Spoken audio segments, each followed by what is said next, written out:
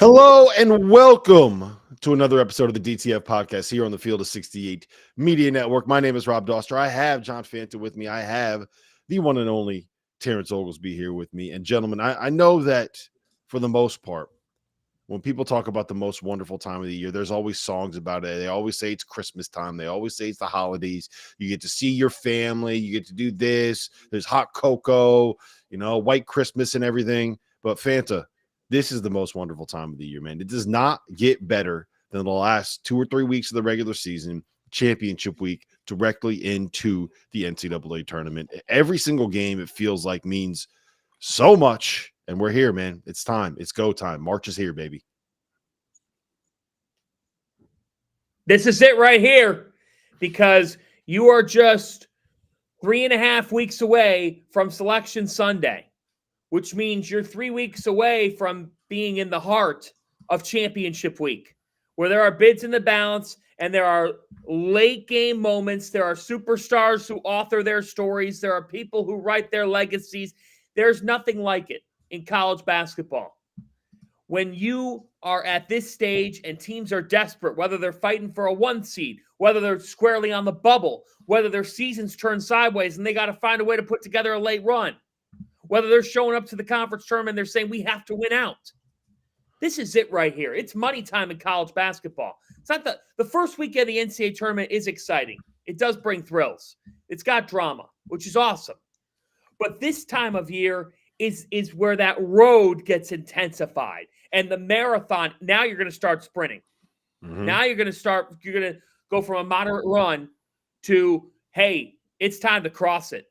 And you have got to find your best. Some teams do find it this time of year. Ask NC State last year, who came out of absolutely nowhere and ended up making the Final Four. That's why this is so fun. We, the three of us, have been covering the sport all year. And we do it all throughout the season. And there will be at least 3 or 4 things over the next month that we don't have much of an explanation for. That is college basketball. That's the beauty of it. Let's ride, America. That's why we love this ridiculous sport. T, are you ready for it? You buckled up?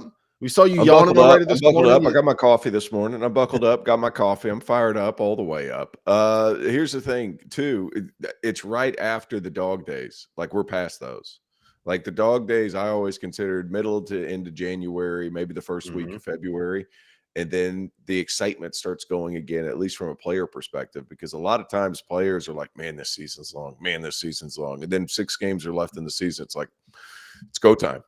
And if it's not go time, like you're not going anywhere. So you're going to see all those bubbling teams. Those games are about to get really desperate. And a lot of these teams that think they can win a national championship, they're trying to turn up another gear. They're doing their final, adjustments before the NCAA tournament. So this is the best part. This is exciting. The first week of the NCAA tournament is fun. I to be honest with you, I'm almost more in love with the conference tournament week, like champ week and all that stuff. I think that's so fun because a lot of schools that are funded roughly the same, that's when you get to see kind of where everybody just really competes, and that's where it's at. So both of those weeks are fun, but right now is nut check time. Nut cutting time, T.O. Yeah, nut cutting time, nut check time, whatever kind of nut time you want to call it. That's right now. The other thing that I love is that it feels like all of these conferences really backloaded their schedules intentionally. Like, we still have 2 games between Michigan and Michigan State. We still have we just had Auburn and Alabama on Saturday. We got another date with Auburn and Alabama on the last day of the regular season. Alabama, I don't know if you guys have looked at their schedule. Listen to how this ends, right? They just had Auburn on Saturday. They're at Missouri tonight. They get Kentucky at home on Saturday, Mississippi State at home next Tuesday. Then they close it out at Tennessee, Florida at home, at Auburn. Like, Nate, good luck, man, because that is if you go 4, like, throwing the Auburn game, you go 4-3 in that stretch, and you're national title good. Like, that is just a ridiculous run to close out the regular season that he and his program are going to have to deal with. All right, I got some burning questions. Some of them came in from people that watch. A couple of them I threw on the list, and I want to just roll through them here pretty quick. We got about like 40, 45 minutes that we can go here. Fanda's down there in DC getting ready for Providence, Georgetown. You are at home. What do you got this week, T.O.? I'm Boise State at Nevada, and then I have Boise State at Nevada, Notre Dame at Clemson, and then Florida State at Duke. Those are my next 3. That's a good run. That's a fun run. Tell Tyson Degenhart that I'm still waiting for my invite on his podcast. Yeah, I'll let him know. Hey, by the way, we had Alvaro Cardenas on the Mountain West podcast the other day. The dude is awesome. Make sure you get a chance to say hello to him. Okay. Make sure you get a chance to say hello to him. All right. Here's burning question number 1, and you guys got to answer this honestly. Back-to-back seasons, Kansas has been ranked preseason number 1 and collapsed. They lost by 34 last night to BYU, which is tied for the worst loss of the Bill Self era at Kansas. It is the second worst loss of Bill Self's career. His worst loss came 1999, second round of the NCAA tournament with Tulsa against the Duke team that lost to the UConn Huskies in the national championship game. And it is the worst loss that has ever been taken by a preseason number 1 team in the AP poll. So my question to you, T.O., has Bill Self lost his fastball? I saw here's the thing. This adjustment in the last 3 to 4 years, 5 years has been the biggest change in the history of the sport. Mm-hmm. Some guys have done a nice job of figuring it out. Other guys have had a hard time struggling to put pieces together. And whether it was at Tulsa, whether it was at Illinois, whenever he made that Final Four run with those terrific guards, with D. Brown and Darren, he was able to hang on to guys for a little bit. This is hard for him. And I think there's a lot of times where you bring in all these new pieces and people just expect it to go a certain way. The guys have a hard time adjusting to this, at least having a new 7 or 8 players every season. And I think he's fallen into that category a little bit. Has he lost his fastball? I do think there's a guy that can figure it out. It's Bill Self, because he is one of the top 10 best basketball coaches we've ever seen. But the portal, getting the right guy, assuming the right guy is just going to fit from a personality perspective, that's been an interesting thing to watch at Kansas, because they haven't been what Kansas has been over the last 2 seasons. Mm-hmm. Vanna? John? Very disappointing. I mean, to say the least. And I just look at this team and thought that they could be a real title contender this year. And I'm just amazed at what I'm watching. I mean, for them to not have an offensive identity. I mean, Bill Self is a terrific coach, but their lack of perimeter shot making is the most glaring thing for me, guys. They just all season long have really struggled to make teams pay when they've got open looks. They're just a poor shooting team, and they have been throughout the season. Last night, non-competitive, shows you where they're at attitude-wise. That locker room is lost. I mean, you to get blown out by 34, that matching Bill Self's worst loss of his career in terms of margin, and to only be at 500. No intensity, no attitude, no sense of want. And you bring in Hunter Dickinson, and I thought that he would come into the year wanting to take ownership, wanting to go on that run, wanting to be that guy. Not the same vein as a Zach Edey, but the fact is, he's still got a spotlight on him. And I thought that him, DeJuan Harris, KJ Adams, with who they brought in the transfer portal, their portal class was as any in the sport.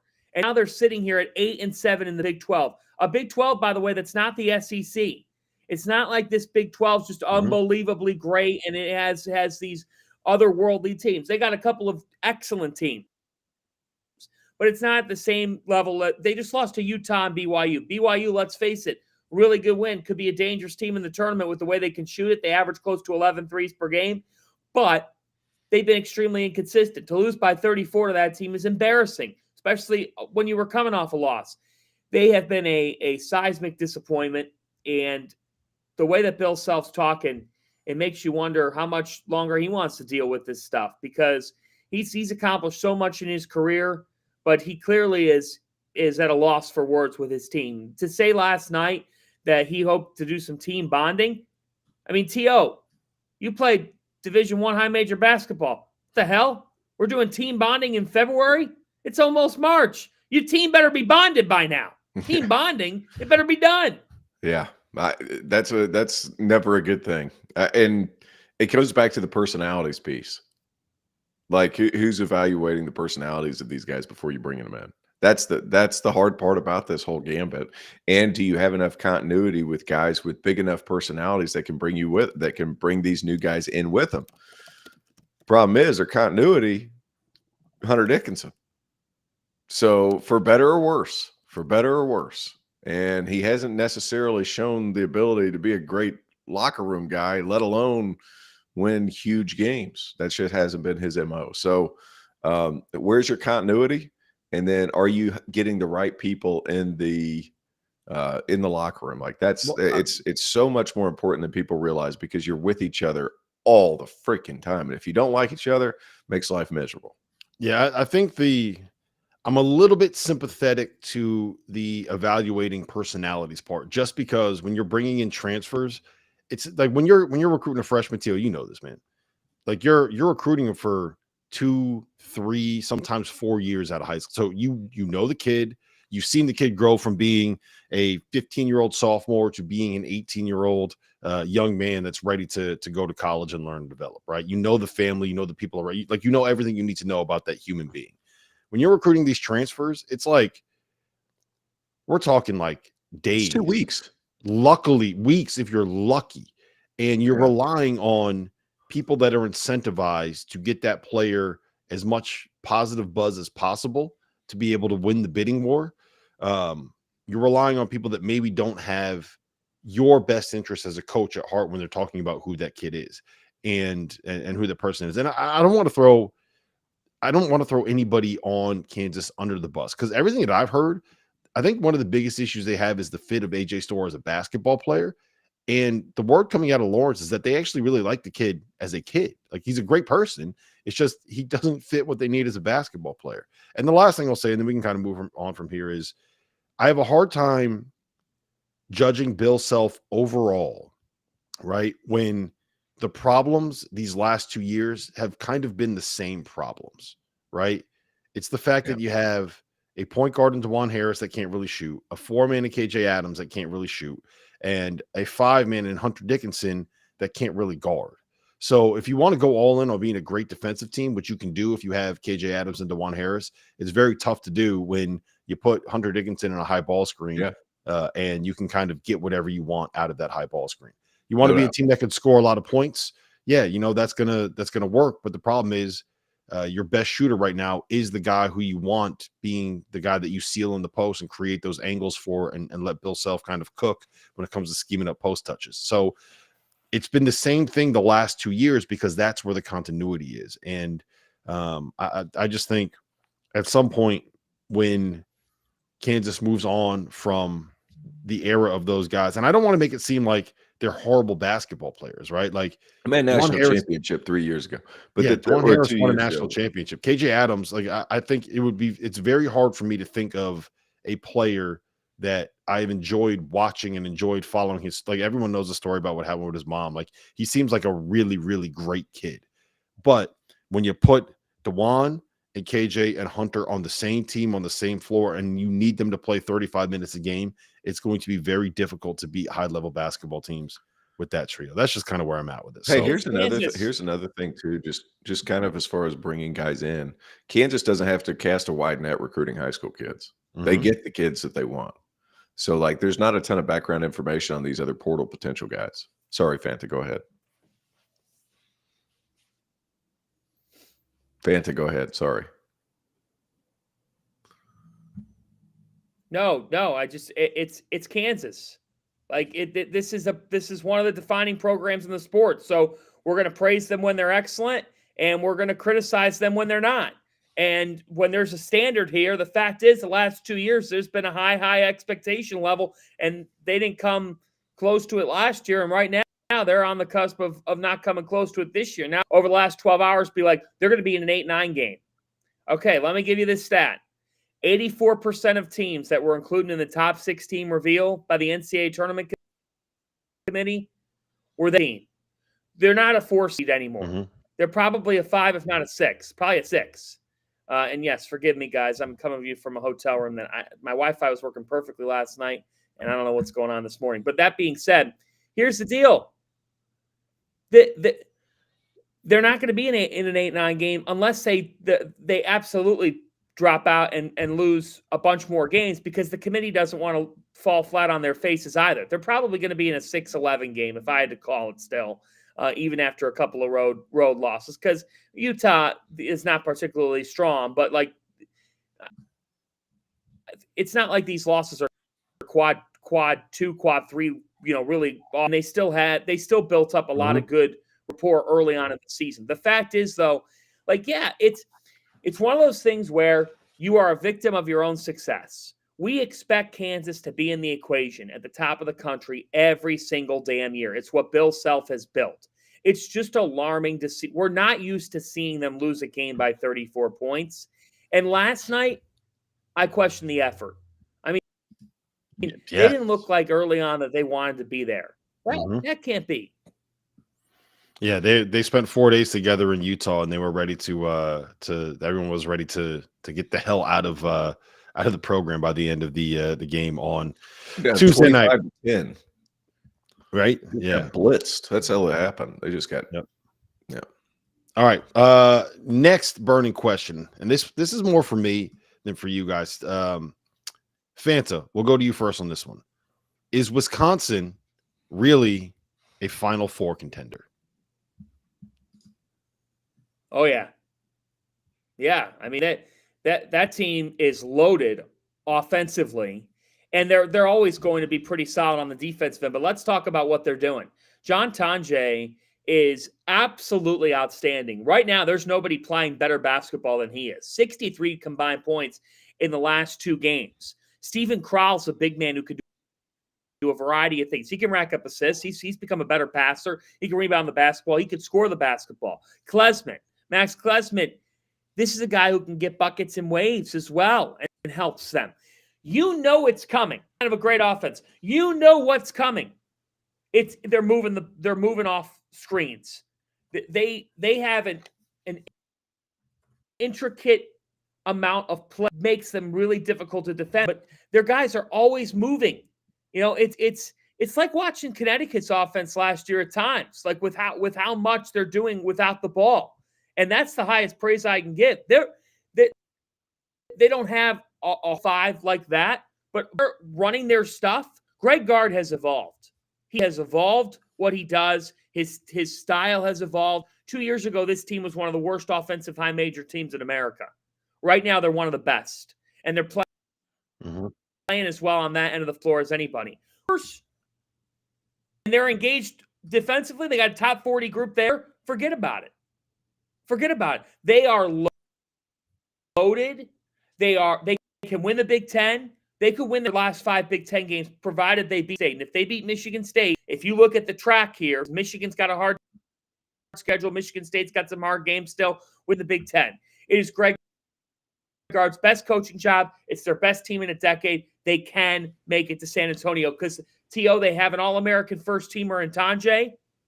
They play good enough defense. They rebound the basketball. And they have enough. A couple coaches say, with Wisconsin, we know it's coming, but they're still scoring. And, oh, by the way, they have 4, 5, or 6 different counters to what you're doing defensively, where it's hard because you have to pick your poison at some point. They are a really, really strong team. Yeah, and I think one thing that kind of slipped over me when I was watching them last night is how big they are. I went up and down and looked up and down their roster. They start 6'11", 7 feet, and then they're 6'4", 6'5", 6 whatever. Like this is a big roster, and the collective starters, 6'5", 6'4", 6'4". Max Klesmit at 6'4", unless he's grown 2 inches, that's insane. But if he is 6'4", that's huge. And then Stephen Kral and Nolan Winter, 7 foot and 6'11". It's a big bunch, and they're playing fast, and they're playing wide open with. There were so many possessions last night playing Illinois that there was just so much space for them to operate. It was awesome. And they just had guys that Greg Gard trusted enough to be like, you know what? If you have an advantage, go ahead. Like that hasn't been the case at Wisconsin. Do I think their Final Four good? Yeah, I do. I think the size is there. I think the shooting is certainly there. And another thing, they hit free throws and they get there. They get to the free throw line. So throw all those things in the mix. That's a nice little recipe.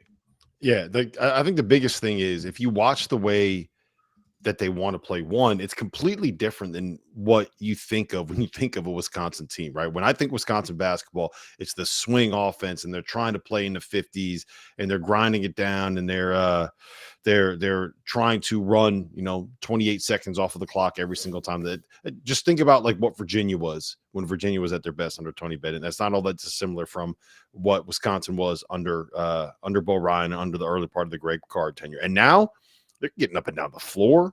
They're playing 5 out. They're kind of saying, hey, look, you know what? We don't think you can guard John Tanji, and we don't think that you can guard John Blackwell. And we're going to just kind of space it out, put them on an island, and dare you to try to stop them. And these guys get to the paint. They get paint touches. John Tanji gets to the foul line. Finn, I told you this the other night, right? When you look at teams that win the national championships, there's like a certain profile that you look at. You got to be top 21 offensively in efficiency, top 31 defensive in efficiency. And there are some outliers that have won that look an awful lot like what this Wisconsin team is. Elite offensively, good enough defensively, with all Americans on the roster. And it's very hard for me to look at this Wisconsin team and not get excited about what they can be. And the biggest reason why is, guys, before Saturday, they hadn't really had a win that made you kind of like sit up and stare. They beat Arizona by 15 in the Kohl Center, but that was when Arizona started 4-5. We didn't know that Arizona was going to be what Arizona is right now. That win looks a lot better in hindsight than it did in the moment. And since then, the best win that they had was at Purdue, and then beating the brakes off of Illinois last night. I think it's time right now. If you're like right now, Fanta, if you're a Wisconsin fan, now is the time to get excited, because you have a team that's worth getting excited about. Well, they've scored 94 and 95 points their last 2 games. And I thought that last night, Illinois was just overwhelmed. And obviously they're short. What's that? I said, is that good? 94 over 95 points? That's pretty good, right? It's pretty good. I mean, they're in Illinois. They've lost Morris Johnson here, and they're sick. They're going through it with the flu. Brad's clearly searching for it with his team. His team's just not. They're not playing collective basketball, complementary basketball. They took a lot of threes last night, and they shot 33%. But Yakachonis was running into turnovers. You can't turn it over against Wisconsin. I mean, they're hard enough to defend in the half court. If you make mistakes against them, you're giving a really strong offensive team free buckets, and that's a formula for disaster. So John Blackwell as well. We haven't even said. I mean, he helps them a ton too. So they just have a really well. And I want to give credit to Greg Gard, because I can't tell you how many Wisconsin fans were telling me last year and the year before, like, I don't know if he's the answer. And we just keep. Now, look, you got to make a tournament run. You really like to make the second weekend. But this team heading into the year, guys, we didn't think they'd be a tournament lock. We didn't think they'd be a team that was going to make it to the second weekend. Nobody had that at all. And they have been look at the Big Ten. The top 3 teams in this league, Wisconsin, Michigan, Michigan State. We thought Michigan State would be good. We didn't think they'd be a title caliber team in this league. And Michigan, we were unsure of with a first-year head coach in Dusty May. But Wisconsin, if you're a Wisconsin fan, you have to be thrilled. Multiple big-time scoring weapons.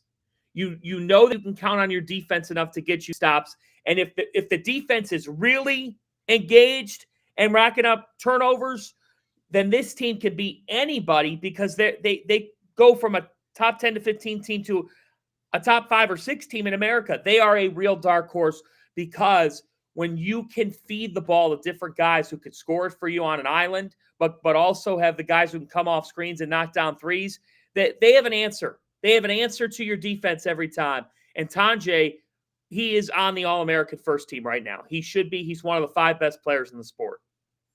Yep, I agree.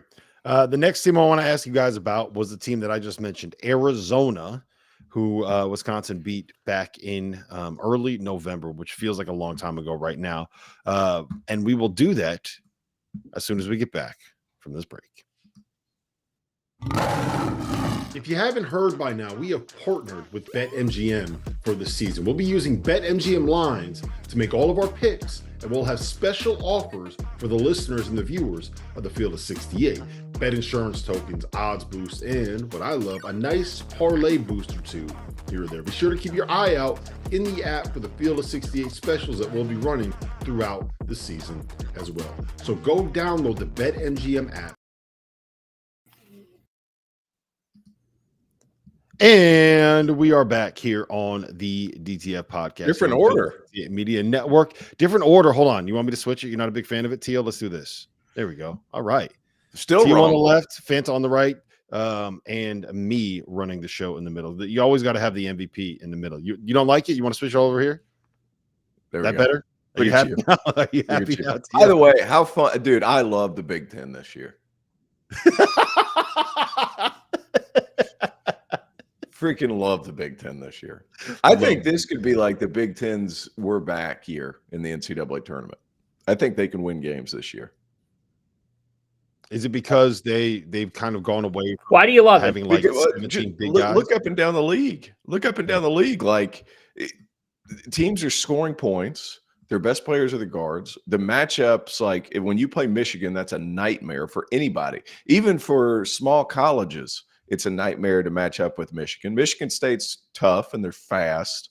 Wisconsin is now fast and fun. Whoever thought that would be the case? Purdue has Braden Smith. Now they have holes, but they're going to win games. And then are we giving Kevin Willard his due? Are we giving Kevin Willard his due?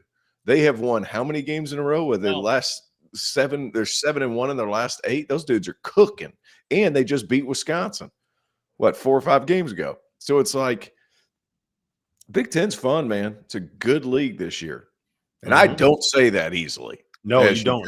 You are the biggest Big Ten hater that has existed. And I don't know that I'm a hater. I just kind of saw how bland the ball was. It's not necessarily the case anymore. Like it's not bland. Like they're pushing it. They're playing. Hold on. Bland.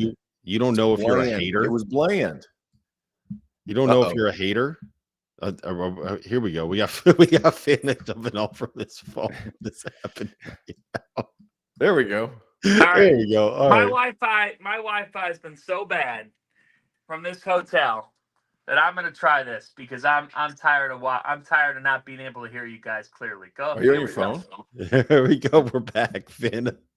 Now I can hear you clearly. Okay. No, I just think the Big Ten's fun, man. A lot of like there's differences in how teams beat you. That hasn't always been the case.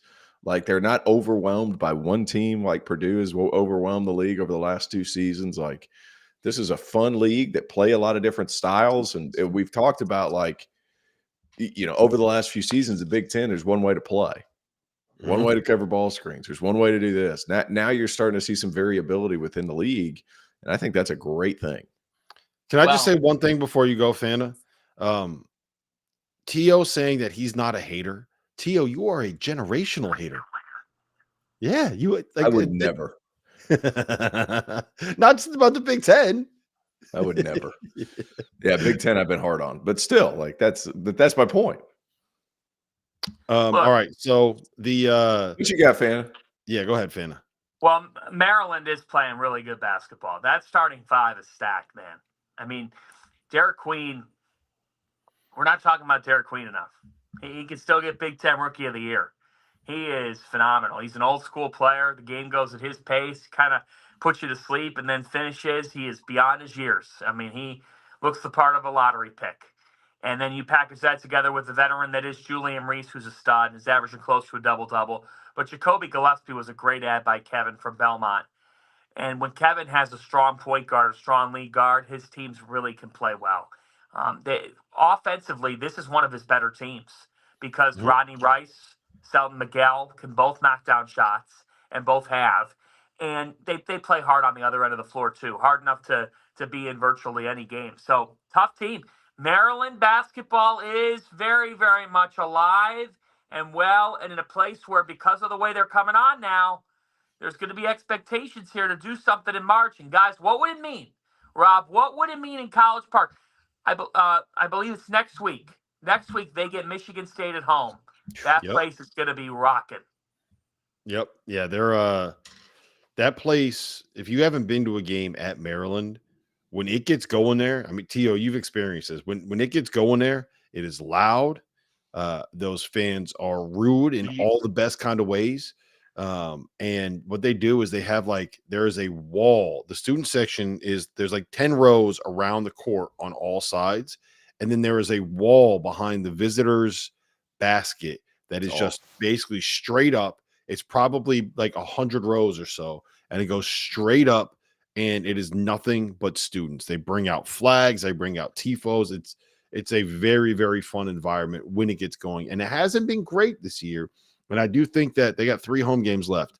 Maryland fans, you got to make sure that you are elite because you have a team that's deserving of having an elite home court environment. All right, we got 3 more I want to roll through quickly here. We'll start with this. Tia, what is it going to take to convince you that this Arizona team can make a Final Four when they are led by Caleb Love? Because to me, that seems like the biggest holdup between buying into what Arizona's been for the last 2 months of the season and what Arizona has been in Caleb Love's tenure. I think one of the reasons they can make a Final Four is because of Caleb Love, not the other way around. Like he's good enough. Good Caleb Love is good enough to get you to a Final Four with a bunch of misfits. Mm-hmm. Which Caleb Love are you going to get whenever the tournament starts? That's kind of where I'm at with that. But Anthony Del Orso has stepped up into his role. He was fantastic. John and I had him a couple times at Campbell. Like he was fantastic there. Shot creator, doing all those things. Now at the higher level, he's kind of figured out how to be effective without being so ball dominant. And that's huge because that is not an easy thing to do, to adjust to being relied upon to do everything, to being relied upon to be a piece. That is a giant adjustment. And he's navigated that really well. Hey, look, they've got guys who board. Tobe Awaka's tough. This is a tough team. Their best lineups I got a nickname. I got a nickname for Tobe Awaka. Tobe Awaka and Henry Visar. What do you guys think of my nickname for him? Thunder and Lightning. Yeah, it's a great nickname. I mean, Awaka's a man, T.O. That guy. He's a beast. I was a little surprised he decided to leave Tennessee because he kind of just fit there. Well, he's given them a much-needed jolt. I mean, he's so physical. Visar, he's another guy who's just very talented and has a unique style to the game. But, yeah, I mean, the thing is, in some of these games, Caleb Love is shooting 1 for 7 or 2 for 8 from 3, but one of those 2 is one of the biggest shots of the game, and he's doing other things. He's defending hard. He's passing the ball. I can live with him missing some shots if he does the other things well, and he does on this team. So they're dangerous, man. When Jaden Bradley's giving them something good and Caleb's setting the table for them, that front court's dynamic, Del Orso finding his role. They're tough. And I'll tell you what, they're built to guard. Tommy's teams have been really good offensively over the years. This one's a little different. They can win a grinder of a game.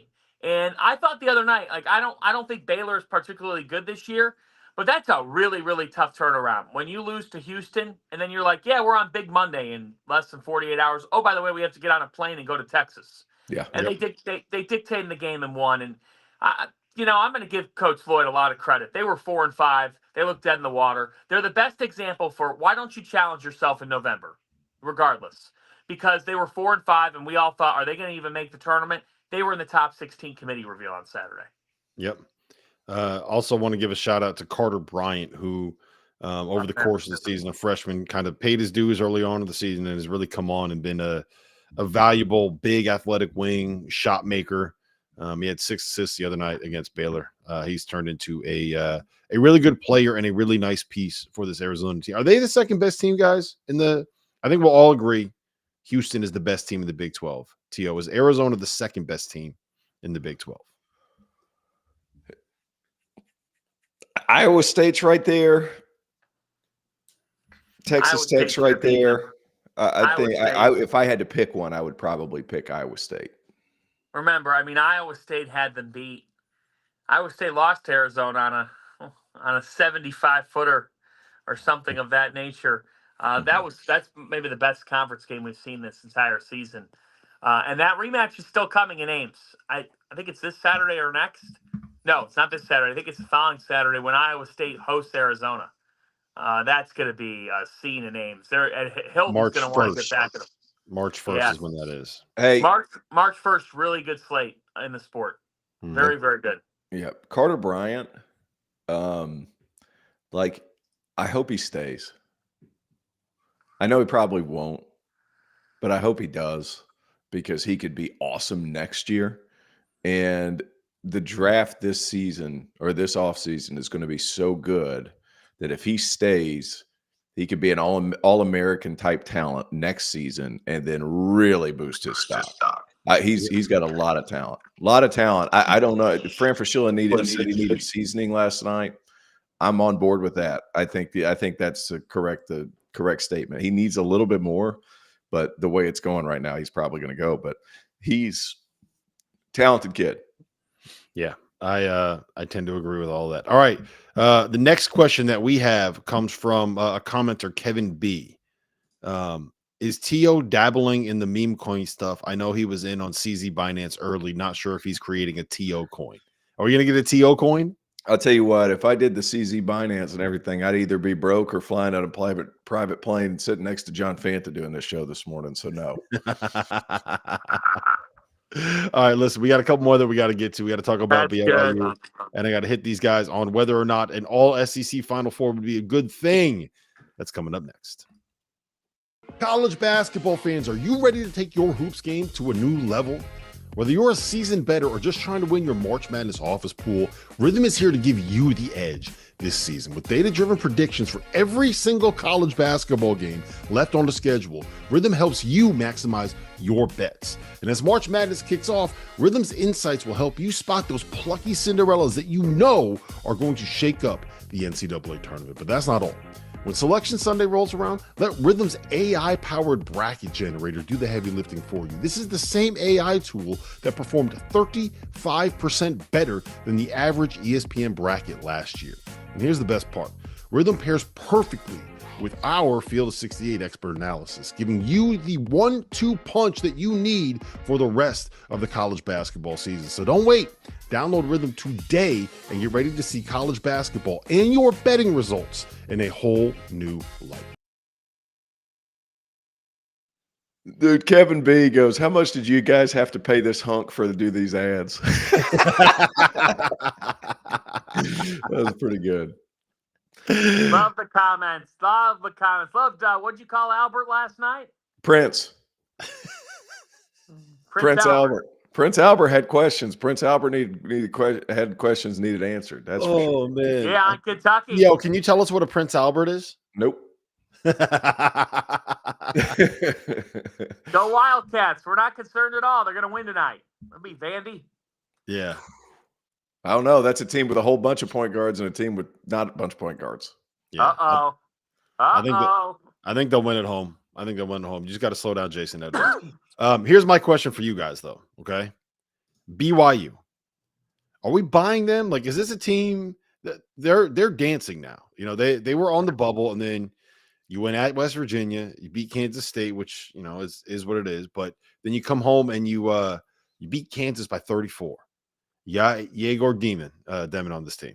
You got Cannon Catchings on this team. Richie Saunders has been unbelievable. Anna, is this a team that can actually like make a like? Because if you can score and you got a lottery pick, that'll solve a lot of the problems that you have elsewhere on a roster. So I was asked on a roundtable last night that I do every week for FoxSports.com, who's a team that's not in the top 25 that you think could make a run in the NCAA tournament? And at first I was like, well, what about UCLA? And then I watched them lose to Minnesota last night. By the way, good win for Ben Johnson. Ben Johnson just swept his trip out in Los Angeles. That is an eye-opener. Minnesota's better this year, and Ben is doing his part to, to show his administration that the program is in fact they've taken some major steps this year from being really, really bad to being very respectable in the league after you beat USC and UCLA on the road. So I'm like, I don't know about UCLA. But if you look at the teams receiving votes to the AP Top 25, it's not anything to really write home about. I mean, do I like New Mexico? I do. I really, really do. They should be ranked already. Yep. Do I like Creighton? Yeah, but I don't know after Kalkbrenner and Ashworth if they have enough. George Mason's getting votes. They're having a remarkable season. Do I trust them to make a deep tournament run? I don't know about that. BYU, I think I trust. BYU, I like a lot. They make shots in waves. They can shoot the three in an electrifying way. Richie Saunders is a bucket. He's been fantastic as of late. Trevin Cannell is a guy who is also, when he is making shots, swings them in a different direction. And Yegor Demin is a distributor. I mean, look at his assist tally on the season. He's very good in setting the table for this team. Offensively, that's a team. When I look at the tournament, if you're not seeded 1 through 4 or 1 through 5, my question is, okay, do you have different ways that you could score the ball to cause an upset? Particularly, can you make threes? This team can. Kevin Young's done a very nice job with this group. They've evolved as the year's gone on. Think about the vibes right now around BYU basketball. He's got a tournament team in year one. They're top 5 in the Big 12. Don't know if a lot of people have that. He's got the number 1 player in America coming in, H.A. DeBonsa. Good vibes typically produce good things, and they're dangerous, man. They can make a run. T.O., you agree? Talent level's huge. Kanan Catchings, Igor Demin, legitimate first round pick noise, and that helps. And it also helps when the guys around him can really shoot it. And you know what, like Fousseyni Traore, like he's a guy that you can get it into the post. He's got an ass the size of a Ford F-150, so like he can carve out all kinds of room down there. And he's a good passer out of double teams and stuff like that. So if you have to throw an extra guy in, like he's a smart enough passer to play. So, what? He's got an ass the size of an F-150. Yeah, he does. He's got a massive ass, and it is hard to keep him out of the post because he's huge, and he's a good passer when you get him out there. So if you throw another body, they got shooters and enough talent. Like talent wins. Talent in February always starts to win. Big asses it's been win. A trend. He's thick with 2 C's, right, T.O.? Yeah. Yeah. Would you rather me call him thicker than an Astro van or an F-150? Personally, I would say F-150. F-150, yeah. So, like, he might be an F-250. You never know. There's a lot of hind part back there, but he can get. You are the expert when it comes to get trucks. past. You are the expert when it comes to trucks. I've seen you buy a pickup truck on the phone from the Peach Jam. That happened. It was not one of my finer weekends. My wife blew a gasket on a trip I told her not to go to, and she's like, "No, it'll be okay." It wasn't okay. She blew the engine out of this car, and I had to buy a truck to get her and the kids and the dog and the horse home. Had to buy one. Couldn't rent one. You couldn't rent one of these things. Don't forget about the horse. Yeah, well, we could have left that sucker up there. Hey, T.O., what happens when you put regular gasoline in a diesel engine? Doesn't work well. Doesn't work well. My wife didn't do that. Oh, okay. She didn't. I thought that's what it was. She didn't do that. No. I believe her. She said she did not. I believe her. Okay. I didn't. Sorry, Maria. I didn't mean to throw you under the bus. No, I believe her, and I just don't want to talk about it again. I believe her. All right. So yeah, BYU, I think they can make a run. They got shooters. Yeah. They got talent. Size. They got size. They got positional size. Like they could roll a lineup out there where you got Yegor Demin at the point with like that 6'9" with Richie Saunders, Kanan Catchings, Dallin Hall's big 6'4" guard. Like they're good, man. They're dangerous. All right. Last one I got for you, and then we're gonna get out of here. Would an all SEC Final Four be a bad thing for college basketball? Fandy, you go first. No, because it's the best conference in America, and they've had a historically unbelievable year. It'd be unbelievable. I mean, honestly, it'd be hard to fathom. I don't think it'll happen. But would it be bad? No. These are some of the best teams in the country. But like, who's the Final Four? Like, to be honest with you, look, I have a hard time believing Auburn's not in the Final Four. Alabama should be in at least the Elite Eight. I don't know if I trust Tennessee or Texas A&M to make the Final Four, if I'm being honest. But like Florida looks like a Final Four team. They could get three, which we haven't seen since 1985, since the Big East did it. So look, I don't think it's a bad thing at all. You want the best teams. The SEC has the best teams, and I don't think they're going to have an all SEC Final Four because I think there'll be somebody else that emerges, if not two teams that emerge. But if I had to bet, I bet that they have at least half the Final Four. Yeah, I think so too. I'm not going to say it's going to be bad for the visual of the Final Four and how fun the games are going to be. I'm not going to say that. What I am going to say is, for college basketball as a whole over the next 10 to 15 years, it might be bad. It might be bad because if you're trying to tell me Greg Sankey's not going to use that as some kind of leverage to do something crazy, that would be bad. And Greg Sankey's a genius in the fact that he's able to get the SEC whatever it wants, whenever it wants, all the time. So do I think it'll happen? I'm kind of with Fanta. I'm willing to jump on that 2 bet with 2 teams making it.